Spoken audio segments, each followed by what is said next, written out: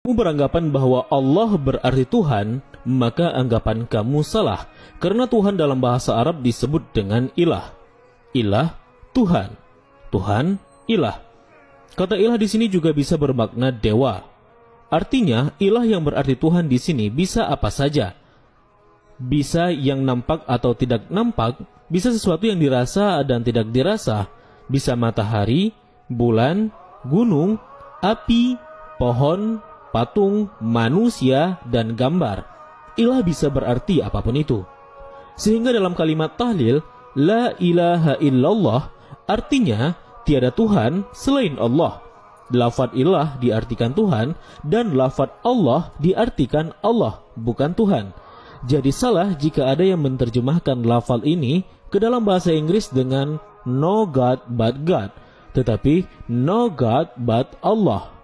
Kata ilah ini merupakan bentuk singular, dan jika dijamakkan atau dipluralkan menjadi alihah, artinya gods atau Tuhan-Tuhan. Artinya alihah ini bisa berjumlah berapapun.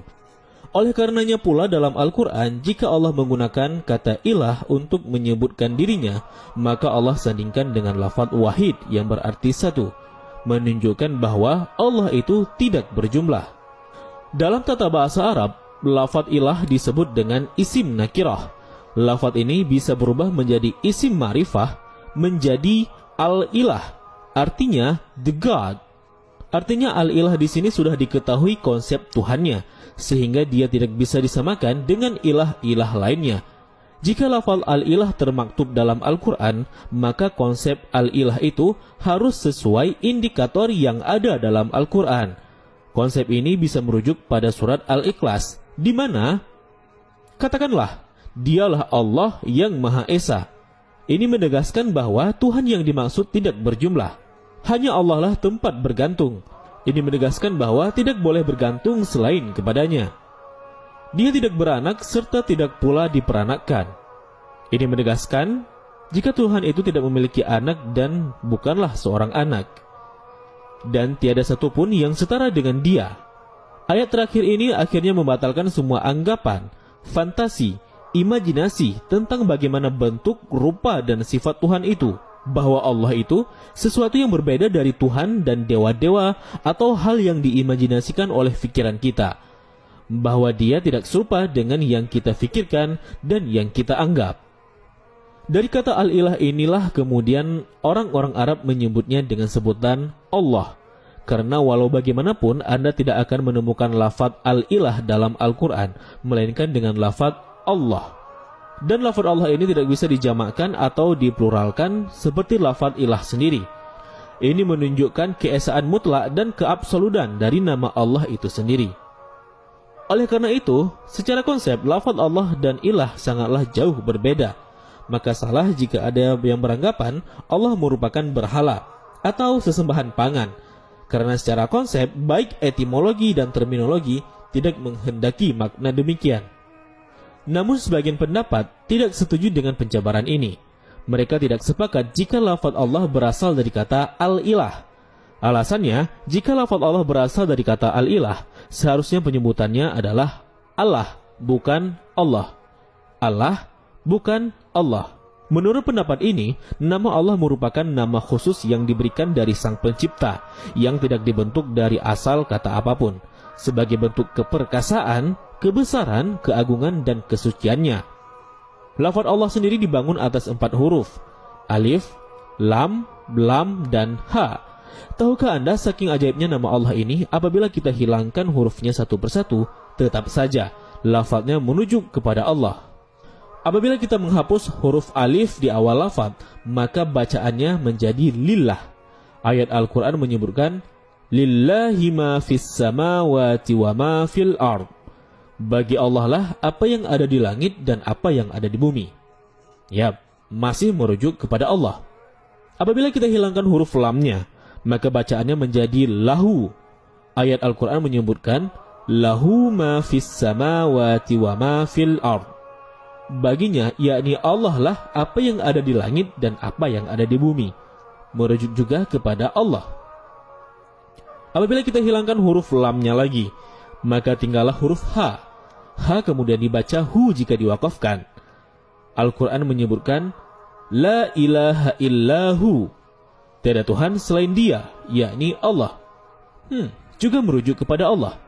Dan apabila dihilangkan huruf H, maka hilanglah bacaannya. Sesuatu yang tidak nampak dalam bahasa Arab disebut dengan ghaib. Dan Al-Quran menyebutkan Alladzina yu'minuna bil ghaib, yang beriman kepada hal ghaib. Dan Allah itu ghaib karena tidak nampak. Dan lagi-lagi, walaupun nama Allah dihapuskan secara keseluruhan, tetap saja merujuk kepada Allah subhanahu wa ta'ala. Inilah keagungan nama Allah yang mulia. Kemampuan ini tidak dimiliki oleh nama-nama Tuhan lainnya. Nah, mari kita bicarakan mengenai nama Allah dalam Taurat dan Alkitab. Teman-teman Kristen Indonesia pastinya tidak asing lagi dengan Alkitab versi Lembaga Alkitab Indonesia atau LAI. Serta sempat menjadi polemik karena LAI menggunakan nama Allah dalam kitab suci keyakinan Kristen ini, di mana nama Allah umumnya dipakai oleh umat Islam di Indonesia. Alasan mereka menggunakan kata Allah adalah sebagai bentuk terjemahan dari kata Elohim dari teks aslinya. Kasus seperti ini ternyata juga ditemukan dalam Alkitab versi berbahasa Arab, di mana lafaz Allah termaktub dalam kitab suci umat Kristen. Contohnya seperti pada surah pertama dalam Alkitab, Kejadian pasal 1. Kita ambil contoh dari 17 ayat, dan ada lafaz Allah di sana. Disebutkan sebanyak 17 kali. Kalau kita merujuk kepada teks asli yang berbahasa Ibrani, dari surah yang sama, kata Allah tadi diterjemahkan menjadi Elohim. Artinya, Elohim dalam Alkitab berbahasa Arab diterjemahkan menjadi Allah. Sebenarnya bangsa Arab terdahulu mereka sudah mengenal Allah dan mentauhidkannya. Ya, contohnya seperti nama ayah Nabi Abdullah, hamba Allah. Bahwa orang Arab itu sudah mengenal nama Allah jauh ya sebelum adanya Al-Quran. Kapan Arab itu berubah menjadi pagan, menjadi menyembah berhala, itu baru saja ketika kakek Nabi Muhammad SAW, yakni Abdul Muthalib masih kecil. Itu awal penyimpangan ajaran tauhid. Sebelum itu orang-orang Arab menyembah Tuhan yang Esa, yang disebut dengan Allah. Nabi Ismail bin Ibrahim adalah tokoh yang memperkenalkan Allah kepada bangsa Arab. Tahukah Anda, Nabi Ibrahim sendiri tidak berbicara bahasa Arab, juga tidak berbicara bahasa Ibrani. Nabi Ibrahim merupakan penduduk Babilonia yang berbicara bahasa Aram. Dalam bahasa Aram, Allahu disebut dengan sebutan Elaha, dan dalam bahasa Ibrani disebut dengan Elohim.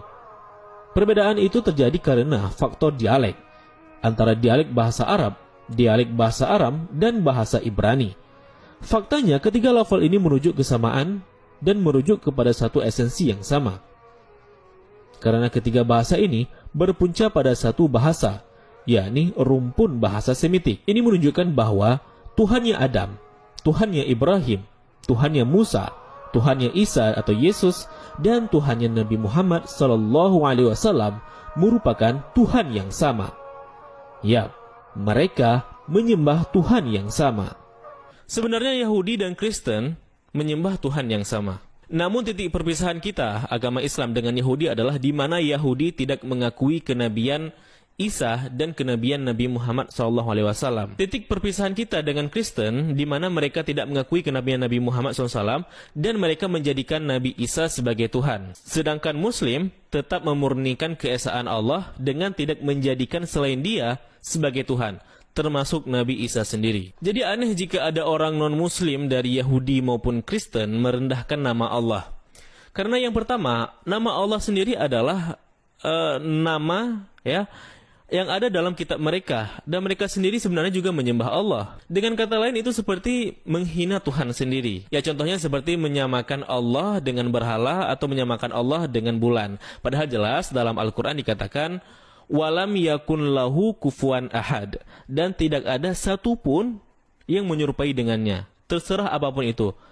Tidak ada satupun yang dapat menyerupai dengan Allah, baik apapun itu, baik dalam khayalan kita, dalam imajinasi kita, apapun yang muncul dalam imajinasi kita itu bukan bentuk dari Allah sendiri. Kita tidak bisa membayangkan bagaimana Allah, karena tidak ada yang serupa dengan Allah sendiri. Dan walaupun nama Allah diucapkan dengan cara yang berbeda tergantung budayanya, seperti bagaimana cara orang Syriak atau orang bangsa Aramek menyebut Allah dengan sebutan Elaha, atau orang Ibrani dengan menyebutnya Elohim, atau orang Arab